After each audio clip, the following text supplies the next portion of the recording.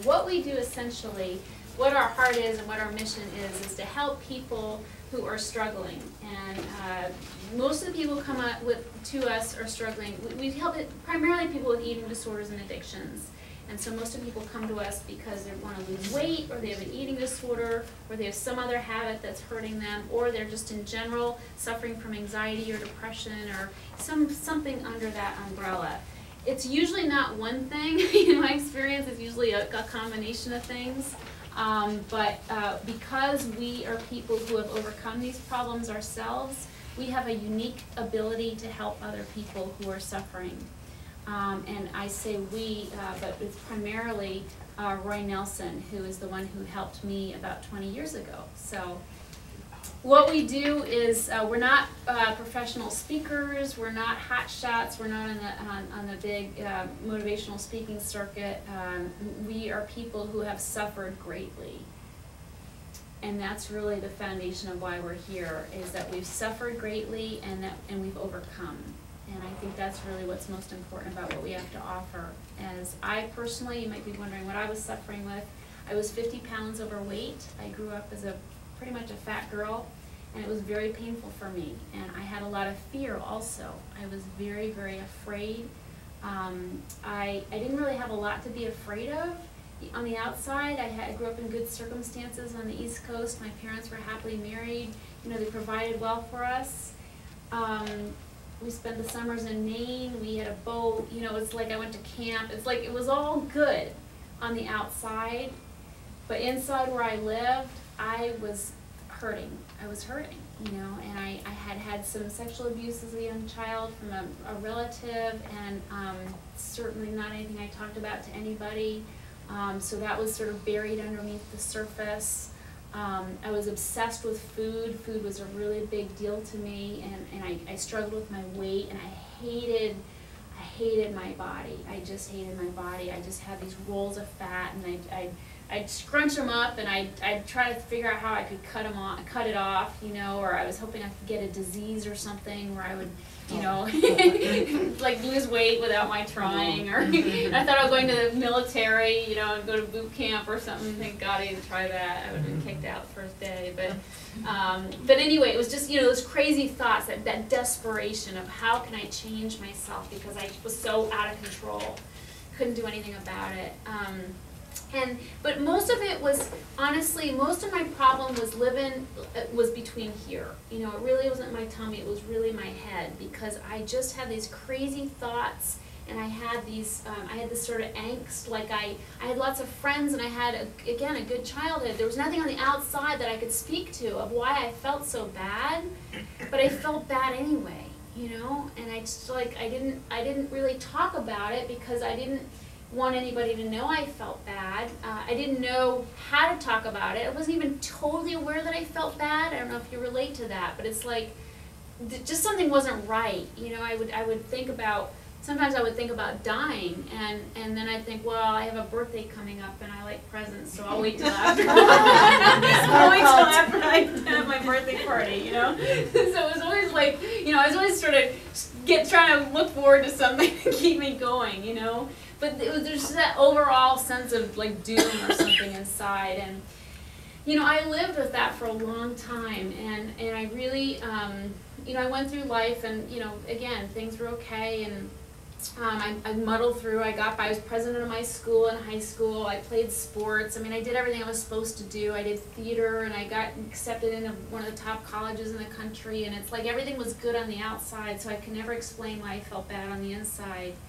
And after a little time in college, I took time off, and I moved to the other side of the country. And I was really just trying to get away from myself and from my family too. I had a lot of like unresolved issues with my family, a lot of resentment and anger and that kind of thing. And so I was just trying to, like, I thought if I moved away geographically, I could leave it all behind, right? Well, anybody who's done that knows it doesn't quite work that way.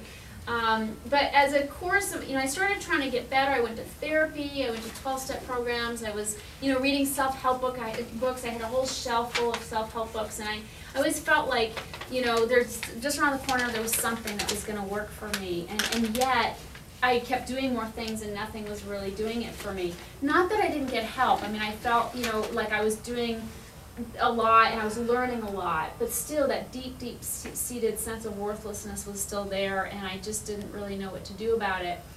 At the age of 21, I had tried lots of things already. I mean, I started my quest pretty young, so I tried lots of things already, and I was starting to despair. I was really starting to despair, and I was thinking, it was mostly like my weight, like I'd lose weight and then I'd gain it back, and I'd lose it and I'd gain it back, and I thought, I can't do this for the rest of my life. Like, I've already done it several times, like, yo-yoing, and I thought there's gotta be a better way, and yet I was doing everything I knew, like, to do. So I felt very despairing. And through a course of circumstances, I was introduced to Roy, and I knew some gals who were working with him. One gal was hopelessly bulimic and couldn't stop binging and purging for a day, and nobody could help her, and she'd been everywhere. It was just such a sad, she'd actually been obese, lost the weight, and was just fighting to keep it up, and became bulimic. And she had worked with Roy, and she had this amazing lifting of her obsession and compulsion, and so she wasn't bulimic anymore. And I saw the difference. I noticed what happened to her, and it was just like, it was awesome to me. I almost didn't recognize her. That's how changed she was.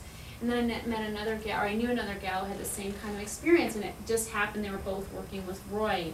So I'm like, give me his number. Like, I need to talk to this guy now. And I did, and he began speaking with me, and everywhere he went and spoke, I would go and listen to him. And the first time I heard him speak, I just cried the whole time. Like the floodgates opened, because I was always so controlled with my emotions. Like, I was always really afraid to let even when I was in therapy, like I barely cried or anything, because I felt like, I didn't think of this consciously, but subconsciously I felt like there was so much inside of me that if I just let the door open a little bit, it'd come like flushing out, and I'd never stop. Like, that's kind of how I felt, like I would never stop, so I had to keep it all bottled up inside.